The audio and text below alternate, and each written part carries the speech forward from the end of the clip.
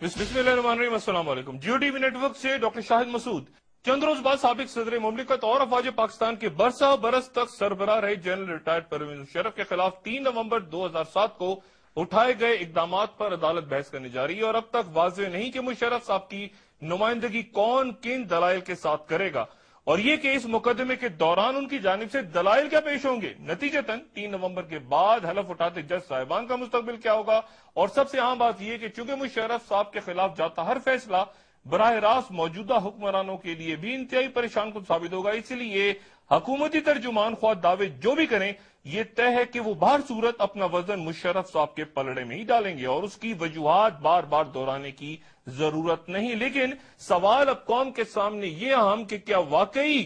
General Musharraf को कानून के कटहरे तक लाया जा सकता है। वो जो बार बार 3 नवंबर के इकदामात को मावराए आइन खुद दुनिया भर के सामने करार दे चुके, लेकिन एक ऐसा मुल्क जहां सरेआम सियासतदानों को ISI की जानिब से रकम की तकसीम के खिलाफ दायर होती अजहर खान की पिटीशन बरसा बरस से किसी कोने में पड़ी ताकत के असल मराकज की दास्तां बयान करती है और जहां बहरिया के साबिक सरबराह एडमिरल मंसूर उल हक को भी जब अगोस्टा सबमरीन स्कैंडल में इस इल्जाम पर मुशर्रफ साहब के इब्तिदाई दौर में गिरफ्तार किया जाता है कि उन्होंने करोड़ों डॉलर्स किकबैक्स में लिए, तो फिर सिर्फ 20 लाख रुपए की प्ली बार्गेन पे छोड़ दिया जाता है। और हमारी बाकी तारीख कभी ऐसा कोई वाकया बयान ही नहीं करती कि आइन या कानून तोड़ते किसी भी ऐसे शख्स को कभी इंसाफ के कटहरे में दायरे में लाया जा सका हो जिसका profile general retired Pervez Musharraf तो क्या उनके माजी में ओहदों से कहीं कम दर्जे का ही क्यों ना रहा हो। यहां तो जब अदालत ने पुलिस ऑफिसर्स को तलब करना शुरू कर दिया था तो मुशर्रफ साहब का यह फरमाना था उस दौर में कि इससे पुलिस में बदली फैल रही है, तो फिर जनरल मुशर्रफ को किस तरह अदालत में पेश होने पे मजबूर किया जा सकेगा। अवाम के सामने बयानात की तोपें दागते सियासतदान अब तक उनके खिलाफ कोई एक भी मुकदमा बशमूल लाल मस्जिद कत्लेआम, अकबर बुक्टी या बेनजीर भुट्टो कत्ल, 12 मई या फिर बेशुमार दूसरे वाकयात जिनका इल्जाम तो हमारे अकाबरीन सुबह शाम आयद करते हैं कि मुशर्रफ समेत तमाम आमिरों को उनके अंजाम तक पहुंचाया जाएगा वगैरह वगैरह। लेकिन क्या ये वाकई हकीकतन मुमकिन है? अदालतें, जेलें, काल कोठरियां, सजाएं, फांसियां आम आवाम के लिए तो हैं, ये बात तय, लेकिन क्या इंसाफ का दायरा वहां तक वसी हो सकता है जिसका बार बार मुतालबा और तस्करा किया जा रहा है? क्या अफवाज पाकिस्तान के साबिक सरबराह पर आइन तोड़ने का मुकदमा आर्टिकल 6 के तहत हकीकतन चलाया जा सकता है और उनका ताल्लुक जिस अदारे से रहा और वो आज भी अपने हर इंटरव्यू हर बयान में जिसकी तारीफ करना नहीं भूलते ऐसा करने देगा? पहले परवेज मुशर्रफ साहब के उस्ताद और फिर उनके शदीद मुखालिफ रहे ISI के साबिक सरबराह जनरल हमीद गुल साहब मेरे साथ टेलीफोन लाइन पे। जनरल साहब अस्सलाम वालेकुम। वालेकुम अस्सलाम। जनरल साहब, एक आम तासुर ये है कि जी मुतालबे बयानात ये तो बड़े अच्छे कि जी फौज के साबिक सरबराह को इंसाफ के कटहरे में लाया जाए, लेकिन उसके साथ ही लोग ये भी सोचते हैं कि इस मुल्क में आज तक कभी ऐसा हुआ एक सूबेदार तक को लोग हाथ लगाते हुए डरते हैं इस मुल्क में, तो फौज के सरबराह के लिए ये कहना कि उसको अदालत में लाया जाए, क्या ये मुमकिन है? डॉक्टर साहब, there is always a first time, और मेरा ख्याल है कि ये जिसको हम अंग्रेजी में गॉर्डियन नॉट कहते हैं वो हमें कट करनी होगी। हमें ये पुल जरूर क्रॉस करना है इस कौम को, अगर मुस्तकबिल की तरफ बढ़ना है, अपने तारीख माजी को पीछे छोड़ना है, अपने अगली पास्ट को हमें खैरबाद कहना है, तो हमें ये जरूर काम करना होगा और इंशाल्लाह इसमें कोई रुकावट नहीं है। कोई इसके अंदर ऐसा अमर माने नहीं है कि जो ऐसा करने से इसको रोकेगा। मैं ये कहता हूं कि हम एक इंतहाई शौरी तौर के ऊपर एक ऐसे मकाम पे पहुंचे हुए हैं जहां अभी हमें जिंदा रहने के लिए कुछ काम करने पड़ेंगे और उसमें से एक काम ये है कि जिसने भी आर्टिकल 6 या कॉन्स्टिट्यूशन की वायलेशन की है, चाहे वो कितना ही बड़ा क्यों ना हो, और यकीनन बड़े लोग ही करते हैं उसकी वायलेशन, उसको सजा मिलनी चाहिए ताकि एक मिसाल कायम हो। नहीं, तो मिलनी तो चाहिए जनरल साहब, लेकिन क्या मिल सकती है इस मुल्क में आज हम जहां खड़े हैं? एक कोई बता दीजिए वो मेरा दूर का रिश्तेदार जो है वो कस्टम में है, मेरा फलाना रिश्तेदार है, मैं जान निकल जाती है आम लोगों की, शहरियों की, तो क्या वो कहते अदारा नहीं आएगा, अदारा अलाउ करेगा? अदारा ये लफ्ज भी तो इस्तेमाल होता है ना, अदारा। पहली बात यह है कि इदारा जो है उसकी सोच क्या है। وہی ہے جو ہم ریٹائرڈ لوگوں کی سوچ ہے، کیونکہ وہ اس سے زیادہ مختلف نہیں ہو سکتی، تھوڑا بہت فرق ہو سکتا ہے۔ ہم نے ایک کنونشن کال کیا تھا اور سب سے پہلے پرویز مشرف کا ہم نے کہا تھا کہ اس لیے ریزائن کرے اور اس کا ٹرائل ہو کارگل کے اوپر، اس کو واپس ریکال کیا جائے انٹو سروس اور اس کو سزا دے، کیونکہ کارگل کے اوپر جو اس پہ ظلم کیا، ہمارا جو ایک اسٹریٹجک بیلنس بھارت کے ساتھ قائم ہو گیا تھا اور بھارت معاملہ کرنے کے اوپر تیار ہو گیا تھا ہمارے اوپر، ہمارے ساتھ، تو ہمارے برابری کی چوٹ سمجھ رہا تھا، کارگل کے ایپیسوڈ نے اس کا بیڑا غرق کر دیا، اس نے ایڈونچر کی، ظلم کیا، جس کے نتیجے میں بالآخر مارشل لا لگا، مارشل لا سے پھر طویل عرصہ پھر امریکہ کی غلامی میں ہم چلے گئے۔ کیا یہ بات آپ سمجھتے ہیں کہ فوج کے جو گلیوں محلوں کوچے اور بازاروں سے، انہی بازاروں سے ہمارے سپاہی اور ہمارے جوان اور ہمارے آفیسرز آتے ہیں،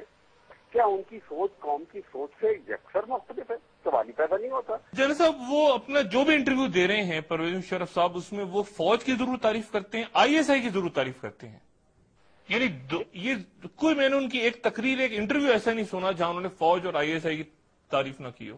اور پھر وہ کہتے ہیں ملک کے حالات بھی دیکھیں کتنے خراب ہیں اور میرے دور میں،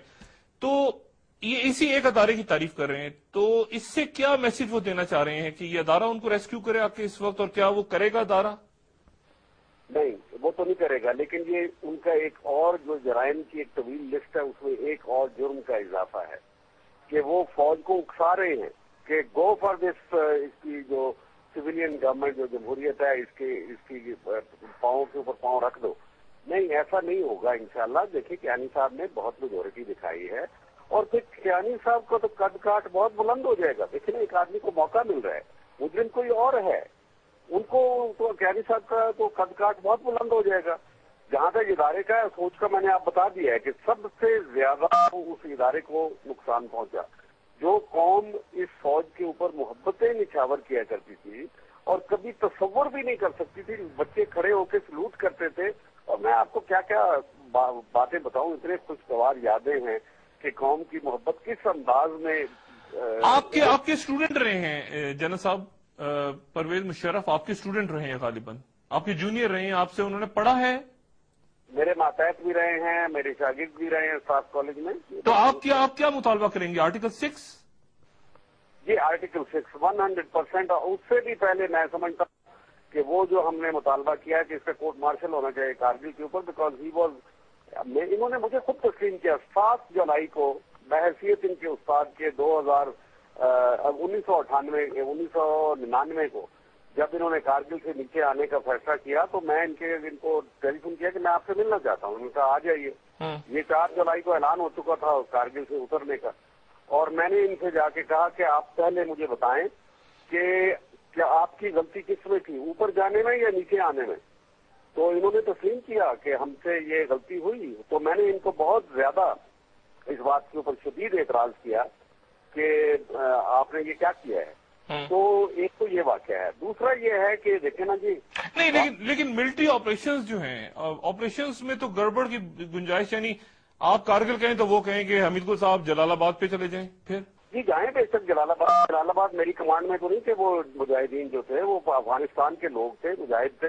کہیں مجھے، میں تو جلال آباد کے اوپر اس کے لیے ٹرائل کرنے کے لیے تیار ہوں، آپ آئیں، میں تو نہیں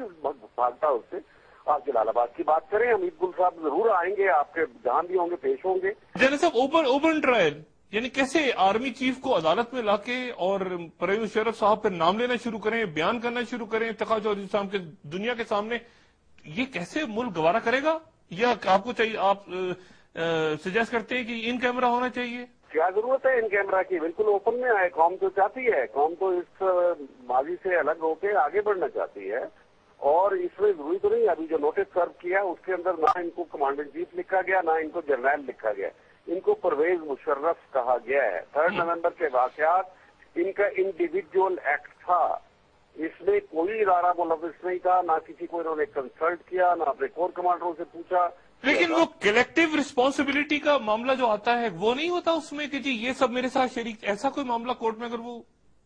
نہیں، میں یہ سمجھتا ہوں کہ ایک آتا ہے ان لافل کمانڈ کا، اچھا، لیکن ان لافل کمانڈ جو ہے وہاں پہ آ کے آپ کو رعایت دینی ہوگی، کیونکہ آپ کے کمانڈر کے پاس اتنے اختیارات آپ نے دے رکھے ہیں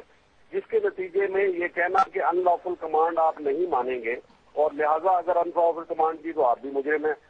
टेक्निकली दुरुस्त है, लेकिन फिर तो हमें बहुत ज्यादा पीछे जाना पड़ेगा कि आज तक सब पूरी फौज में जितना सिपाही से लेकर जर्नैल तक जब भी रहे, अयूब खान के दौर में रहे, याया खान के दौर में रहे, ज़िया-उल-हक के दौर में रहे, सभी को सजा मिलनी चाहिए। इसी तरीके से सियासतदान को भी सजा मिलनी चाहिए जो उनके जाके फौजी तौर पे उनकी बिसाखियां बन जाते हैं। नहीं, ये बात इसको इस हद तक ले जाने की जरूरत नहीं है। अभी हमारे पास एक अलामत है, एक सिंबल है, और उस सिंबल को अगर आप